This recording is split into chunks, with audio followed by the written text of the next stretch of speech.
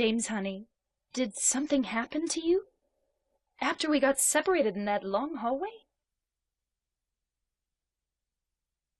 Are you confusing me with someone else? You were always so forgetful. Remember that time in the hotel? Maria? You said you took everything, but you forgot that videotape we made. I wonder if it's still there. How do you know about that? Aren't you Maria?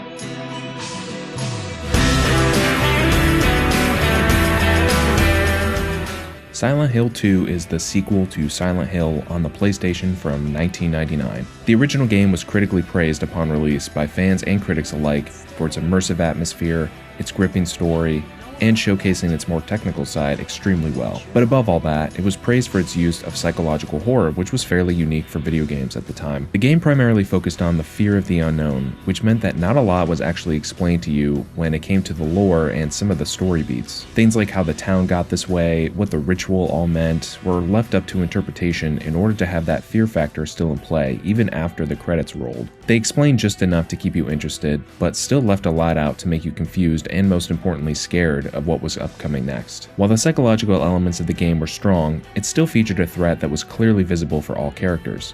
Silent Hill 2 decided to up the ante when it came to the psychological aspect of the game, playing way more into the character's personal psyche than ever before. Now, it's looked at as a horror classic, and even more so than the original. It's responsible for inspiring so many games after it, and it played a massive role in making video games viewed as art pieces for a lot of people. Despite my love for the series since I was a kid, I never played the original Silent Hill 2 until recently. This was the combination of it just being in my backlog forever, and also the general inaccessibility of it.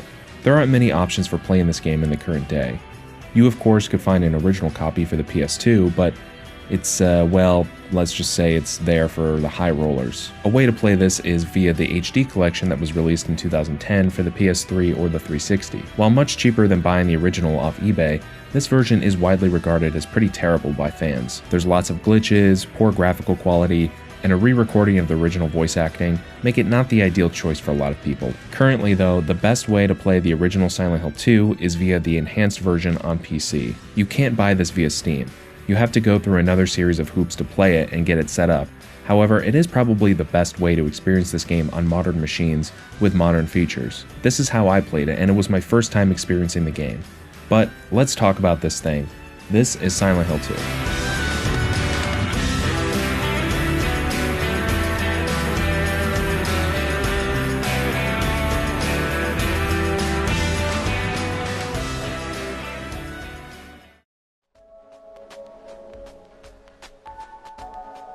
Development of this game began in 1999, right after the release of the first game. The team of about 50 people were excited to get to work on a sequel and that they finally had an audience to flex their creative muscles. For the next game, the story was conceived by Takeyoshi Sato, the original game's sole CGI artist. He was primarily inspired for the story by Crime and Punishment, which is a classic piece of Russian literature, about a man who kills an older woman in order for himself to get out of poverty, so he can become a great man who will benefit society. Or at least so he believes. Once he does though, he finds himself overstricken with guilt and shame, which, if you played Silent Hill 2, probably sounds very familiar. At the time of early development, the yet-to-be-announced Nintendo GameCube and Microsoft Xbox consoles were not super well detailed yet, so the team opted to develop the game for the PlayStation 2, which ended up being the best move as the PS2 sold extraordinarily well. However, they were working on the Xbox version around the same time as full production began, once they heard about the details of the console. The power of the new consoles allowed them to create better looking fog, real-time shadow reflections, and advanced facial and motion capture. You look at the faces now and they don't look too impressive, but for the time they were pretty special. The CGI cutscenes also got a huge boost in production value, probably due to the better hardware to render them, and also the increased team size, meaning that Sato didn't have to do it all himself. Like the original game, the sequel's art design was inspired by David Lynch movies. However, this time it also took from classic directors like Alfred Hitchcock, David Cronenberg, and David Fincher. The paintings of Francis Bacon, Rembrandt, and Andrew Wyeth are also a huge inspiration for the tone of the game, and when you look at these paintings, you can definitely see it. The game released for the PS2 on September 25th, 2001 to critical praise, scoring an 89 on Metacritic, and selling over 1 million units the first month of its launch. The Xbox release came shortly after the PS2 version and included an extra segment called Born from Her Wish, which follows one of the other main characters in the game, Maria. Despite the game's critical and commercial success, there were some fans of the original that weren't super thrilled about it, saying that it strayed too far from the first game's horror and occult storyline. However, though, over time, it gained even more popularity and critical acclaim, and it's now widely regarded to be the best of the series. That acclaim is mostly due to the game's incredibly unique story, which has aged like a fine wine over the years, and only gets more impactful as the years go on.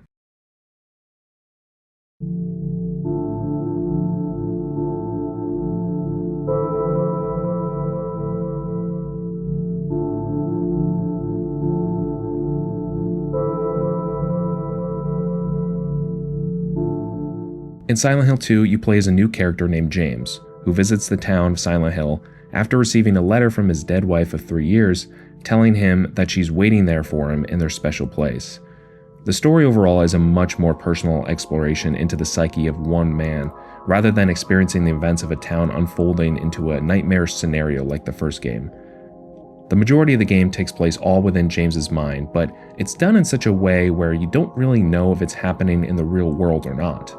There's a lot more psychological horror to this one compared to the first game, like for example the letter from Mary gradually disappearing over the course of the game, the inconsistent or downright impossible world design, or the interactions between other characters and James. Along the journey, James encounters these other characters, all dealing with problems of their own by visiting Silent Hill and trying to get answers.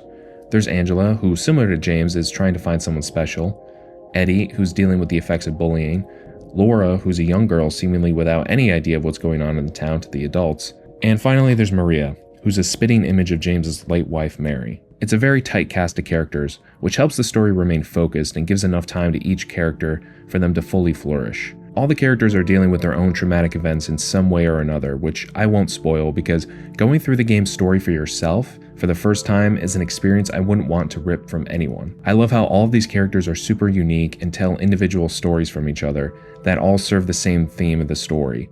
Telling a story about trauma, mental illness, grief, and guilt is extremely hard to get right, especially for a PS2 game coming from 2001. The fact that all of these issues were dealt in such a way that makes it not only compelling to play through, but is also treated with a lot of respect and confidence is just one of the reasons why the story of Silent Hill 2 holds up so well to this day.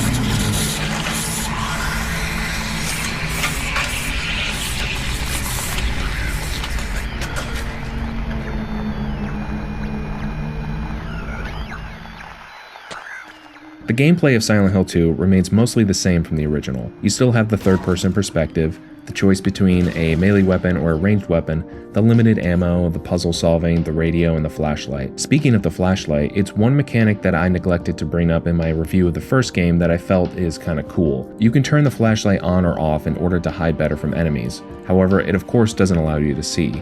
Not only does it cover the area in complete darkness, but if you're in a dungeon, you won't be able to see the map either. The game will actually give you a message saying it's way too dark, which I thought was pretty clever. There are a few noticeable improvements though. In general, it feels a lot less clunky. There's a new control layout for the people that don't like the tank controls, although you can definitely see that this was implemented pretty lazily, to be honest. Due to the changing camera angles, there will be some times that you'll end up facing or walking the wrong direction because of the control scheme. The game is clearly designed for the up is forward for your character idea, and not the up is the direction you will go based on the camera's position. Even with that clunkiness though, I still opted for the 3D control layout as it just felt way more natural to me, but I'm glad that it's an option for the people that prefer the other way. Other than that though, the three core pillars of this game still remain the same from the original. exploration, combat, and puzzle solving. The exploration factor is this time probably my favorite part of the game. It is incredibly addicting to fill out more of the map and explore the area to its fullest in order to collect all of the items, read the lore, etc. The level design in this game features lots of tight corridors and a maze-like structure. It's still manageable to navigate though due to the map, however the labyrinth level doesn't really have one and is really confusing to go through, especially because of the darkness. The darkness in the game is much more amplified here than the original, but to compensate for that, they have a new lighting system that looks beautiful. There's so many great moments in this game that are accentuated by the cool lighting. The environments in general are really amazing. Team Silent does a great job at making the world feel super lived in and real. They're all grungy and filthy looking, like the town has been long abandoned for years. I think it's also kind of a great way to translate James's current mental state too, and perhaps that was the overall point as well. Not only are there dungeons, but like in the original, you can also explore the town of Silent Hill in kind of a quote-unquote open world format. It's not quite fully explorable though. The town is kind of segmented at certain parts of the game, and it doesn't have quite as many off the beaten path items to find as the original. However, there still are some great details to be found. The town itself is also much different than the original. It takes place in a different part of the town called Southvale, but there are some similarities to the original, like the big lake at the center. The writers also dramatically expanded the lore surrounding the town too. For example, it doesn't have one fixed image to everyone who enters it, but instead appears radically different to each person that James encounters throughout the story. Eddie's version seems to be covered in ice, while Angela's is covered in flames. Laura, though, seems to be the only one in the story who is actually having a chill time in Silent Hill, although why she's there remains very vague. The town kind of serves as a means to confront those that have massive guilt or trauma with themselves, kind of like each character's own personal version of hell. In a way, the town acts as kind of a second protagonist. It's constantly brought up, and there's so much lore around it and secrets to discover that it truly does make you feel like you're living in it. Stay away.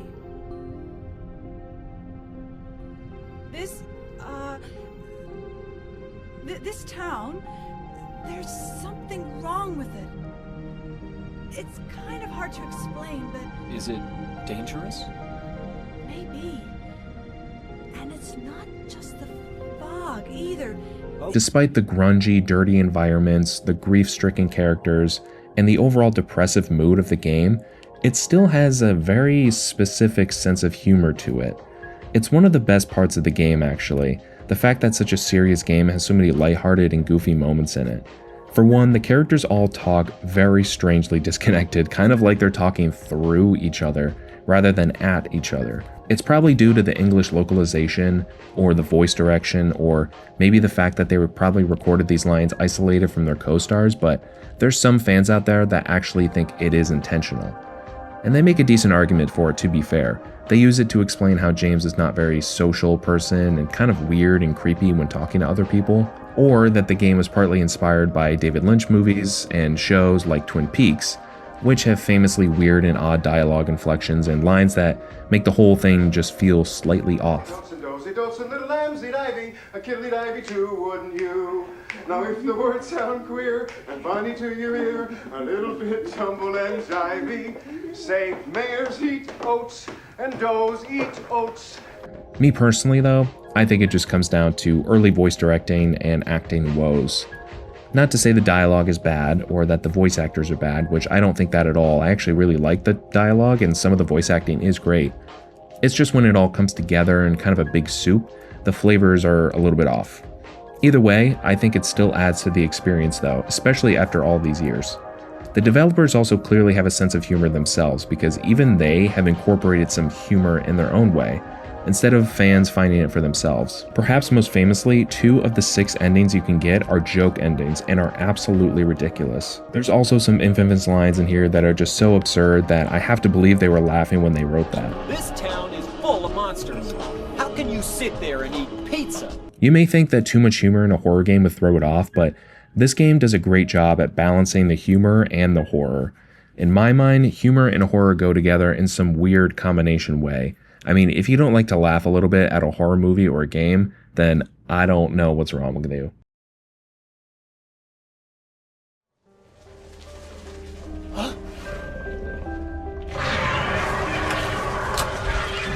The enemies of this game are a lot more unique than the first game, as they are primarily reflections of James's inner demons. The monster and boss designs were created by Masahiro Ito, who was inspired by films like Jacob's Ladder and Japanese comics from Moriyoshi and Junji Ito. The enemies all move in this incredibly unnatural way, which just makes it so much more scary. However, there's really only a handful of the minor enemies that you'll be fighting here. To be fair though, the combat isn't really the focus of the game, it's more about the horror and the fear that you'll face throughout the game from lots of other sources. The combat itself though is mostly the same. You have a melee attack with either the stick or pipe, or a ranged attack with a choice of 3 guns: the pistol, the shotgun, and the rifle. Silent Hill 2's combat works nearly identical to the first game, except here it's much faster and way more fluid. One other thing I neglected to mention in my Silent Hill 1 review was the radio. I don't know how I forgot about that, it's like one of the most iconic sound effects in all of gaming. But anyway, the radio is how you'll be able to tell if an enemy is approaching or not. The radio gets louder and louder depending on how close you are to the enemy. It's a genius mechanic for a few reasons. One, because of the darkness in this game, it allows you to preemptively tell when an enemy is coming that you can't see. And two, because it's a great way at building tension before an encounter. Hearing the radio when you're low on health or ammo is an incredibly nerve-wracking experience, especially on the harder difficulty modes. There's also no HUD in the game, so if you need to check ammo or health, then you'll have to pause the game to see the status screen. If you're playing the PS2 version, the controller will also vibrate to represent James's heartbeat, which will get stronger based on how low health you are. The boss fights from the original also return, but they're much improved. For starters, they are usually related to story beats or specific characters, making them far more engaging and higher stakes than the first game's large creature designs. The Abstract Daddy boss fight is probably the most memorable fight in the game, outside of the final fight, due to the significance and the shock value of it related to Angela's storyline. They're still fairly simple like the first game, however. No crazy gimmicks in the fights. It usually just involves you shooting them or hitting them repeatedly to kill them, which I think is still kind of a disappointment. In one of the fights, you literally don't even have to do anything to win. However, I still think they're much more enjoyable than Silent Hill 1's bosses due to the story-focused nature of some of them and the overall better combat. While not the primary focus of the game, I still find the combat decently enjoyable. It can take some getting used to if you're not familiar with that playstyle, but I don't really think that it's super dated to the point that it's unplayable anymore. One thing that is new about Silent Hill 2 is the addition of the puzzle difficulty setting at the start of the game. There are 4 different riddle settings for the difficulty: easy, medium, hard, and very hard, which is unlocked after you finish the game. The difficulty settings usually break down to whether or not you get hints for each of the puzzles. For example, the safe combination early on in the game will have you find a note in the toilet with the combination. The easy and normal difficulties will have the combination spelled out for you, but the hard and very hard modes will have letters and numbers in the combination, so you have to kind of figure out what the combination is yourself based on these numbers. Overall though, the puzzles here are much easier than the original, and with the addition of the separate puzzle modes, it makes it way better for anyone to just pick up and play the game and not get too stuck. For me personally, I played on normal, but I didn't have too much trouble with the puzzles overall in the game, except maybe the coin puzzle. They are fairly creative though, like in the original. Almost too creative, to the point where if you forget about the combine feature, you may not know what the hell to even do. Solving the puzzles in this game is just overall super fun and super rewarding. The feeling that you get when you finally solve that gallows puzzle or the princess puzzle is just unmatched. It's excellent game design.